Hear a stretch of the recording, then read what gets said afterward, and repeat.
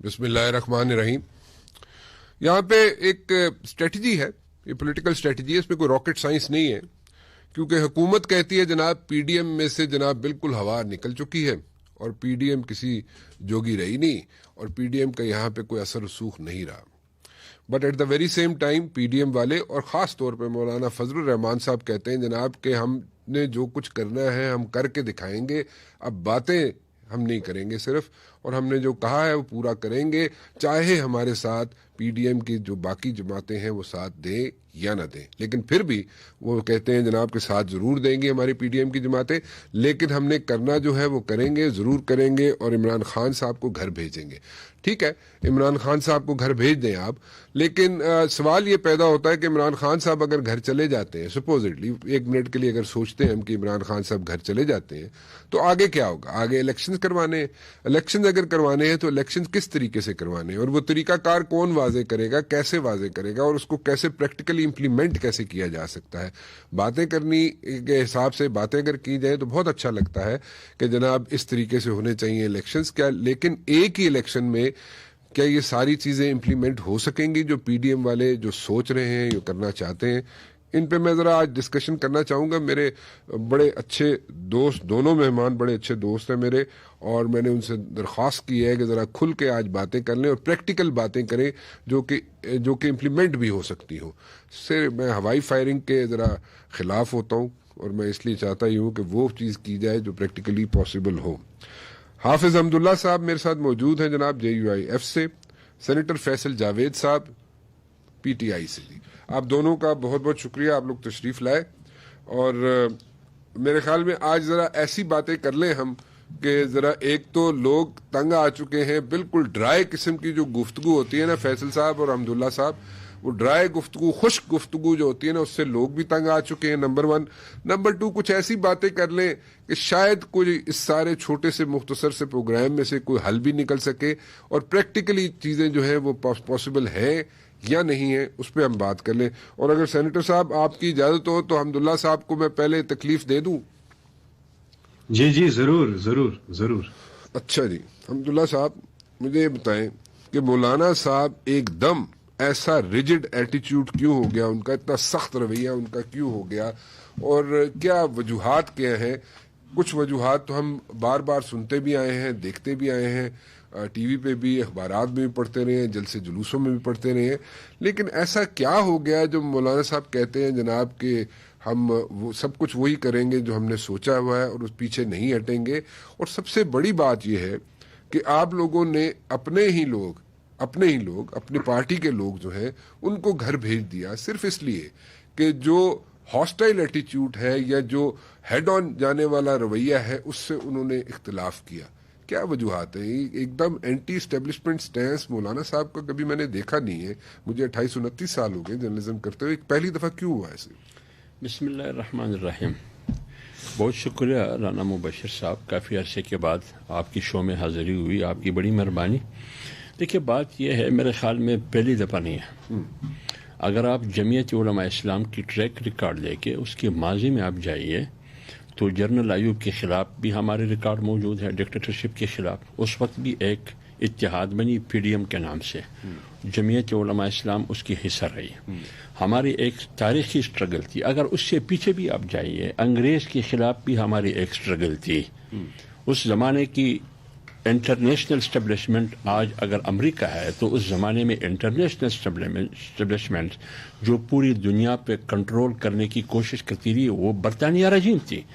ادھر بھی یہی جمعیت علماء اسلام جو تسلسل ہے جمعیت علماء کا, اس کا تسلسل ہے, وہ بھی اس رجیم کے خلاف برسر پیکار تھی. پھر جنرل ایوب کے خلاف آپ کو یاد ہوگا تاریخ, ہم برسر پیکار تھے.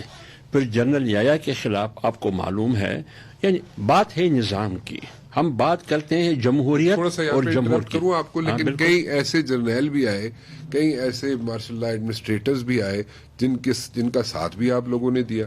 آپ مشرف کا حوالہ دیتے ہیں, میں آتا ہوں اسی پر, اس کا جواب میں دوں گا اگر آپ مجھے وقت دے دیں. جی تو میری جنرل ایاز سے یا جنرل ایوب صاحب سے یا جنرل ضیاء سے یا جنرل مشرف سے کوئی دشمنی نہیں ہے. میں نظام کی بات کرتا ہوں, میں سسٹم کی بات کرتا ہوں. وہ جمہور کی نظام نہیں تھی, جمہور کی حکومت نہیں تھی, ایک ڈکٹیٹرشپ تھا, لہٰذا ہم برسر پیکار تھے. جنرل ایاز کے زمانے میں ڈکٹیٹرشپ تھی, ہم برسر پیکار تھے. انتخابات ہوئے, پھر آپ کو یاد ہوگا جب 76 اور 77 کی نوبت آئی, ادھر بھی ہم برسر پیکار تھے. پھر آپ کو یاد ہوگا جب جنرل ضیاء آئے, جنرل ضیاء MRD بنی, جمعیت علماء اسلام سٹرگل تھی ایک رجیم, ایک ڈکٹیٹرشپ کے خلاف, کیونکہ وہ جمہور کی حکمرانی نہیں تھی. میں جمہور کی حکمرانی کے لیے لڑ رہا تھا. جمعیت علماء اسلام MRD میں ایک بہت مضبوط پارٹ تھی. پھر آپ کو یاد ہوگا جب مشرف نے 12 اکتوبر 99 کی کو کی, سب سے پہلے جمعیت علماء اسلام نے اس کی مخالفت کی. پھر آپ کو یاد ہوگا جب 2002 میں بلدیاتی الیکشن کا اعلان ہوا, واحد پارٹی جمعیت علماء اسلام تھی جنہوں نے اس بلدیاتی نظام جو مشرف نے رائج کیا تھا اس سے بائیکاٹ کی. پھر ریفرنڈم ہوا, ریفرنڈم میں بھی جمعیت علماء اسلام نے بائیکاٹ کی. تو اس لیے میں کہہ رہا ہوں کہ مشرف کے ساتھ ہم نہیں تھے. 12 اکتوبر 99 کی کو کی میں نے مخالفت کی. جن پارٹیوں نے حمایت کی یا پارٹی نے یا جس لیڈرشپ نے کی وہ آج حکومت میں ہے, انہوں نے حمایت کی اس کو کی. اب آپ آج آ جائیے, آج ہم کہتے ہیں کہ اصل حکمرانی جو جمہوریت کے راگ الاپ رہے ہیں اس کی نہیں ہے حکومت. تو جب رجیم تسلسل کے ساتھ ہماری ایک تاریخ ہے, تو یہ پہلی دفعہ نہیں ہے کہ مولانا فضل الرحمان یا جمعیت علماء اسلام اسٹیبلشمنٹ کے خلاف کیوں میدان عمل میں ہے. ہم فوج کا احترام کرتے ہیں. میں آپ کو دل کی بات کرتا ہوں, اللہ گواہ ہے, مولانا کی دل کی بات بھی یہی ہے. ہم فوج کا احترام کرتے ہیں, ادارے کا احترام کرتے ہیں, اس کی جدوجہد, اس کی سٹرگل کا احترام کرتے ہیں. مطلب میں کیا کہوں اس کا. لیکن ایک بات ہے, ایک 73 کا آئین ہے, اس آئین میں میرے اختیارات بھی معلوم ہیں, اس آئین میں آپ کے اختیارات بھی معلوم ہیں, اس آئین میں پارلیمنٹ کے اختیارات بھی ہے, اس آئین میں عدلیہ کے اختیارات بھی ہے, اس آئین میں ایگزیکٹو کے اختیارات بھی ہے, اس آئین میں اسٹیبلشمنٹ کے اختیارات بھی معلوم ہے. ہم کہتے ہیں کہ ہر پارٹ, ہر پرزہ اپنے دائرے میں رہتے ہوئے اپنا کام کرے. اگر ایک دوسرے کے کام میں ہم مداخلت کریں گے یہ سسٹم آگے نہیں چلے گی. اس لیے ہم کہتے ہیں کہ 25 جولائی 2018 کا الیکشن جو ہوا, اس الیکشن کو صرف جمعیت علماء اسلام نہیں بلکہ آج 10 جماعتیں, جس کو پاکستان میں 18 کے الیکشن میں 4 کروڑ کے لگ بھگ ووٹ ملے, آج 4 کروڑ کے لگ بھگ لوگ سڑکوں پر ہے. وہ کیا کہتے ہیں کہ بھائی آپ کی کہاں پہ سڑکوں, یہ جو آپ دیکھ رہے PDM کی صورت میں ہے, اچھا, اور جمعیت علماء اسلام اس کو لیڈ کر رہی ہے. اچھا, تو لہٰذا مجھے آپ کے خیال میں میرا ایک سوال, آپ اپنی مکمل کیجیے گا بات, میں صرف یہ پوچھنا چاہتا ہوں, آپ کے خیال میں 4 کروڑ لوگ باہر نکل آئے ہیں؟ بات یہ ہے, یہ خامخواہ ضروری نہیں ہے. اچھا, یہ خامخواہ ضروری نہیں ہے. کیا محلے میں مسجد ہے, اس محلے میں 200 گھرانے ہیں, 200 گھرانے جب اکٹھے ہو کے تو 1000 لوگ مسجد میں جمع ہوتے ہیں نماز پڑھنے کے لیے.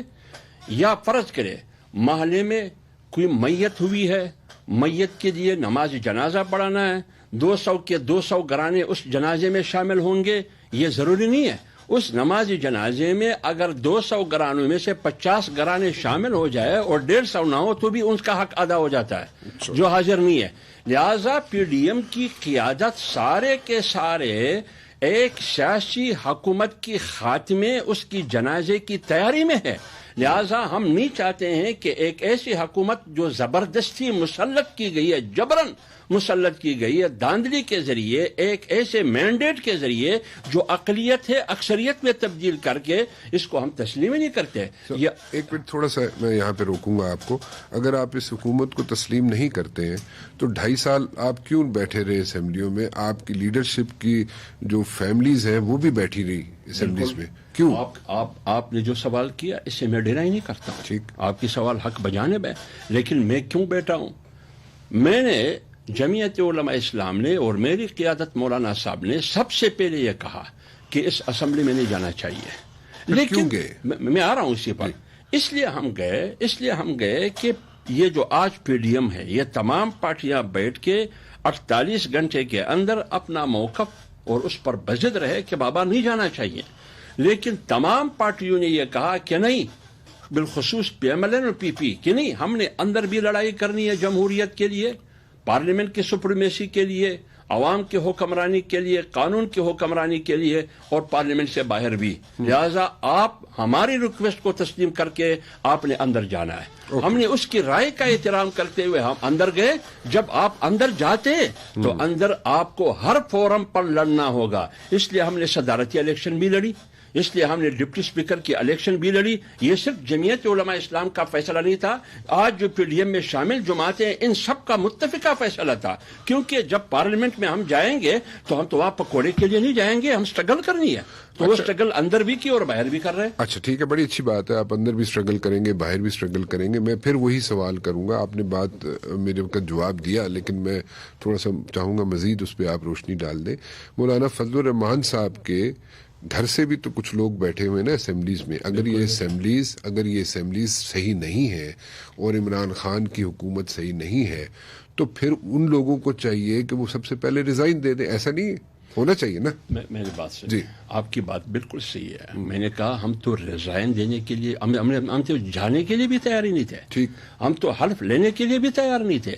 آج اگر کوشش ہم یہ کرتے ہیں کہ فیصلہ ہو، آج پی ڈی ایم بنی ہے، فیصلہ ہو تو متفقہ ہو، کنسنسس سے ہو، مشاورت سے ہو.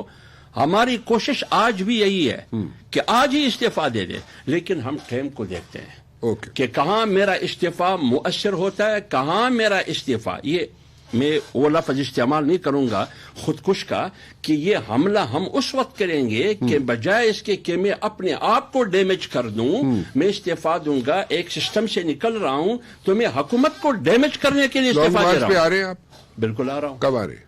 یہ 31 جنوری کے بعد 31 جنوری تک ہم نے حکومت کو کہا ہے کہ آپ نے جانا ہے.